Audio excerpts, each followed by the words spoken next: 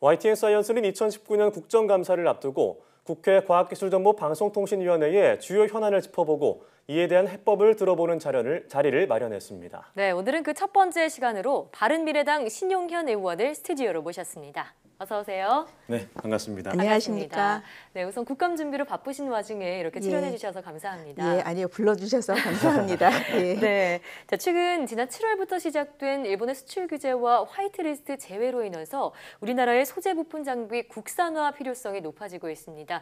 지금 정부와 산학연이 함께 머리를 맞대고 있는데 어떤 대책들이 얘기가 나오고 있는지 또 이에 대한 의원님의 생각은 어떤지 듣고 싶은데요. 예, 그러니까 요즘 같은 자유무역 체제에서는 부품, 소재, 그럼 장비, 거기에서 만들어진 제품 이런 것들이 이렇게 국가 간에 끈끈하게 연결이 되어 있습니다. 네. 그래서 예. 한 나라에서 소재 부품서부터 어떤 제품까지를 다 하는 경우가 어렵기 때문에 국가 간에 무역을 하면서 그 가치를 창출하는 그런 식으로 되어 있었는데 네. 이번에 이제 일본이 화이트 리스트에서 그 갑자기 부품 소재를 제외하면서 예. 아, 이게 정치적으로 악용이 될 수 있구나 하는 그 첫 사례가 나왔고요. 예. 이러다 보니까 이제 그 피해는 고스란히 우리 기업과 우리 국가 경제에 영향을 미치고 있습니다. 네. 네. 근데 이런다고 해서 저희가 소재 부품을 다 자체적으로 개발한다고 하는 것은 사실은 현실적이지도 않고 예. 또 효율적이지도 않기 때문에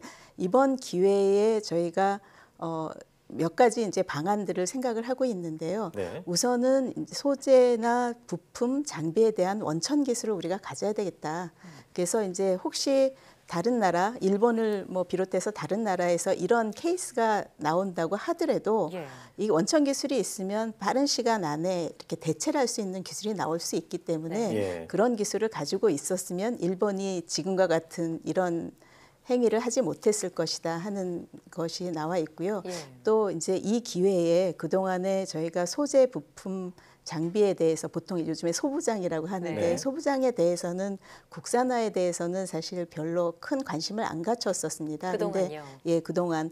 근데 이제 우리가 뭐 반도체나 디스플레이나 자동차처럼 세계 초인류 기술력을 계속 유지하기 위해서는 우리가 자체적으로 소재나 부품 장비를 개발하는 그런 능력을 갖고 있어야 계속 그 경쟁력을 가질 수 있거든요. 그래서 네. 어떻게 보면 전화위복으로 우리가 훨씬 더 좋은 한 단계 업그레이드 할 수 있는 그런 기회로도 삼을 수 있다고 생각을 합니다. 네. 네, 말씀 해주셨지만 일본의 수출 규제에 대응하기 위해서 우리 과학계뿐만 아니라 국회 차원에서도 어떤 대응 방안이 있을 것 같은데 예. 어떤 게 있을까요? 예, 이제 일단 정부가 그 소부장 분야에 대해서 예산을 이제 그 증액을 많이 했습니다. 네. 그래서 이제 3년 내에 5조 정도를 투자하겠다고 계획을 발표를 했고 또 내년도 R&D 예산이 그전에 이제 뭐 1%, 2% 증가율에서 내년에는 아마 획기적으로 한 17% 정도를 올려서 24조 이상의 R&D 예산을 편성할 것으로 알고 있습니다. 그래서 국회에서 그런 예산 지원을 뒷받침을 해야 될 것이고요. 예.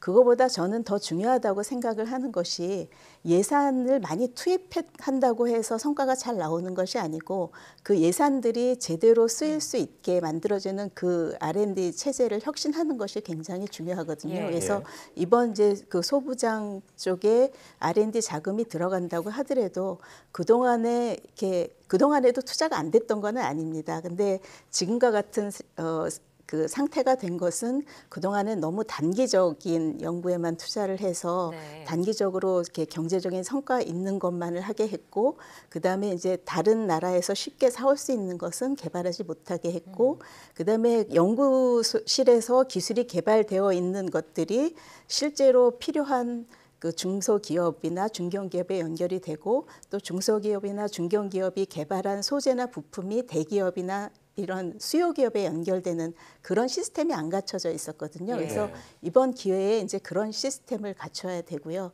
또 국회에서 이제 꼭 해야 되는 것들이 몇 가지 있습니다. 이제 예. 규제 개혁 쪽인데요. 예. R&D 쪽에 규제가 상당히 심한 것들이 있고 또 연구 현장에서 많이 얘기를 했는데도 아직 안 풀리는 것들이 많이 있거든요.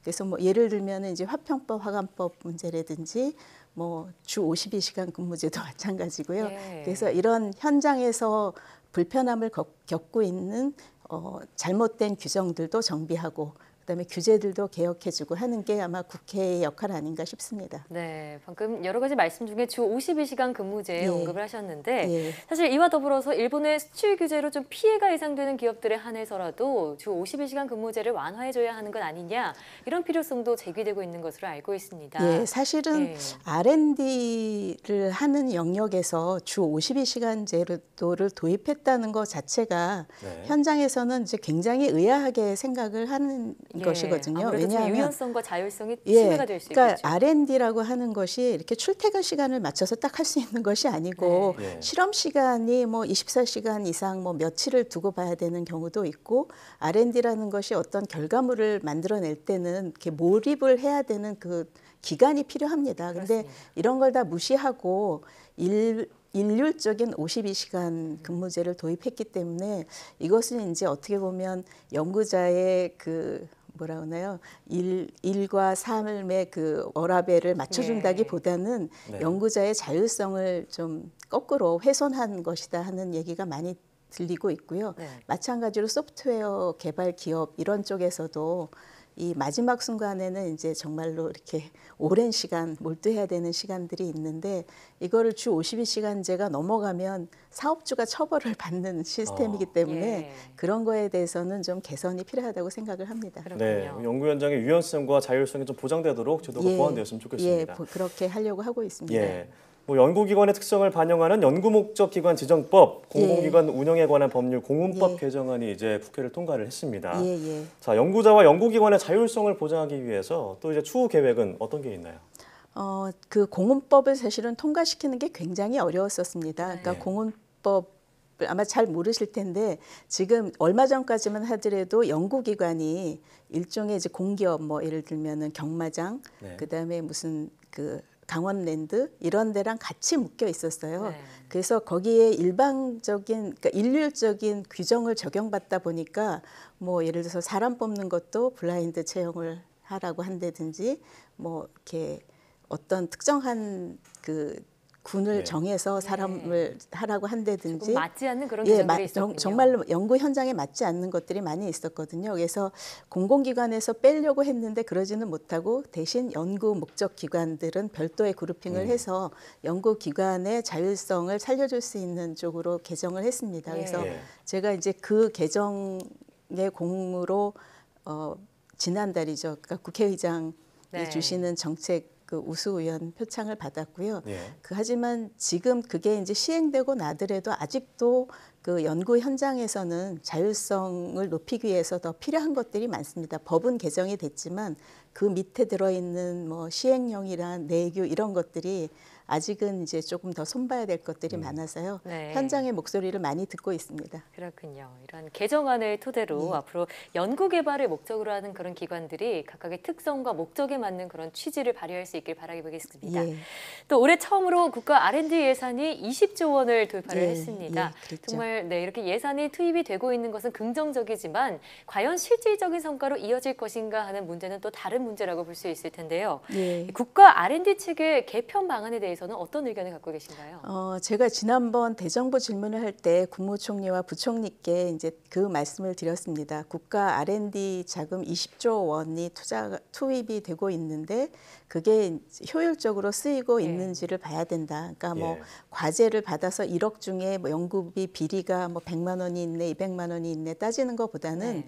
20조 원을 어떻게 써야지 제일 효율적인지를 써야 되는데 지금 이제 제가 제기하고 있는 문제는 지금은 20조의 그 연구비를 편성하고 따가는 것을 각 부처의 각 그 부서별로 공무원들이 따갑니다. 그러다 보니까 국가적인 R&D 기획이 부족해서 네. 국가는 또 공무원들이 그 R&D를 기획하는 능력은 없기 때문에 공무원들은 뭐 연구소나 협회나 뭐 대학에서 기획안을 올린 것 중에 이렇게 선택을 해서 네.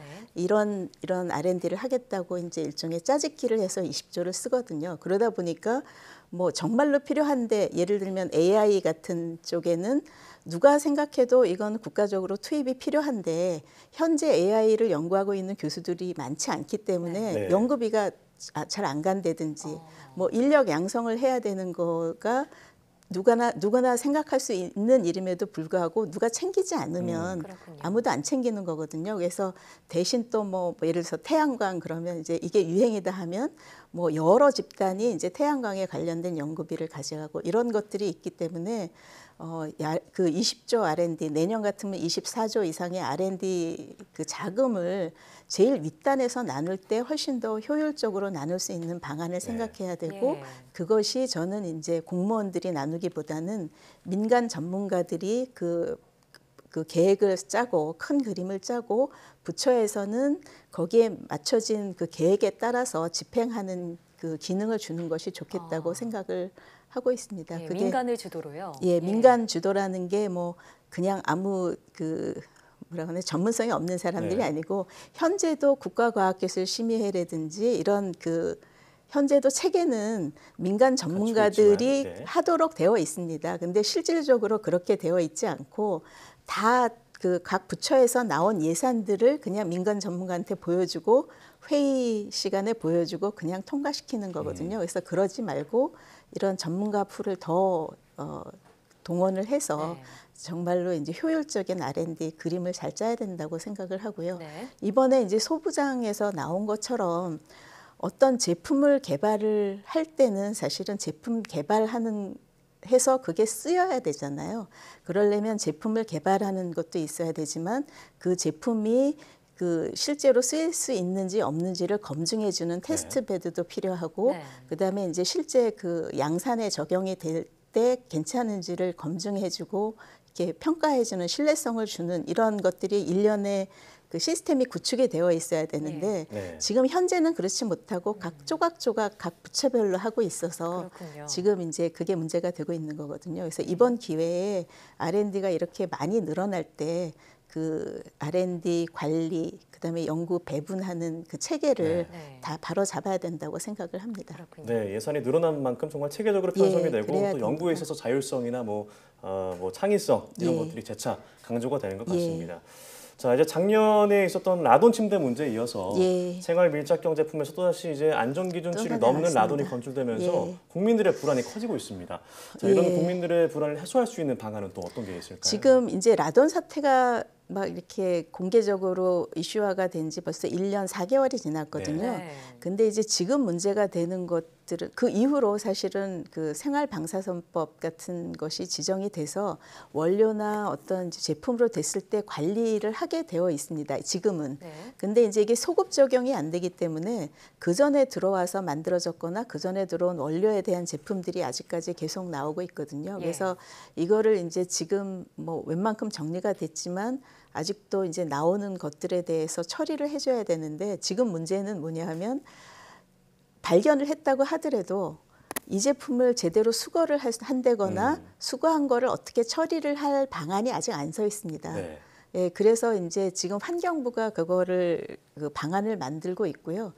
빨리 그걸 수거를 어떤 식으로 할 거고 누가 책임을 지고 수거를 할 거고 그다음에 수거된 제품은 어떻게 처리를 할 건지에 대한 가이드라인이 빨리 나와야 된다고 생각을 예. 합니다. 네. 또 한 가지가 이제 아직 해결이 안 된 것이 건축 자재에서 나오는 라돈 네. 그리고 이제 그 실내 공기 환경에서 이제 영향을 미치는 천연 안반에서 나오는 라돈 이런 것들이 아직 해결이 안 되고 있어서요. 예. 그거에 대해서는 이제 국제 수준에 맞게 어떤 가이드라인도 만들고 그거에 대한 이제 체계를 잡아야 되는데 역시 이것도 이제 여러 부처가 있다 보니까 네. 약간 엇박자가 나는 게 있습니다. 그렇군요. 네. 자, 이뿐만 아니라 또 최근 문제가 되는 것이 네이버나 다음과 같은 그런 포털의 실시간 검색어 순위 전쟁 문제, 예, 그리고 또 예. 댓글 조작 논란 등입니다. 예. 지금 이런 포털들이 여론을 좀 형성하는 그런 공론장의 역할을 하고는 있지만 이 속에서 여론 조작의 문제가 또 나타나고 있는 것은 큰 문제로 보이는데요. 예. 여기에 대해서 의원님의 생각은 어떠신지요? 지금 이제 크게 이슈가 되고 있는 것이 지금 말씀해 주신 것처럼 이제 댓글 조작,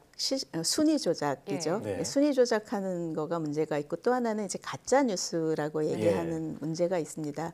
그래서 이제 지난번에 드루킹 사건 때 이제 크게 문제가 됐었기 때문에 기계를 이용한 뭐 일명 이제 매크로를 이용한 댓글에 대한 거는 상당히 많이 줄었다고 생각을 하지만 아직도 이제 그 조직적으로 뭐 실시간 검색어를 올린다든지 이런 예. 현상들이 나타나고 있고요.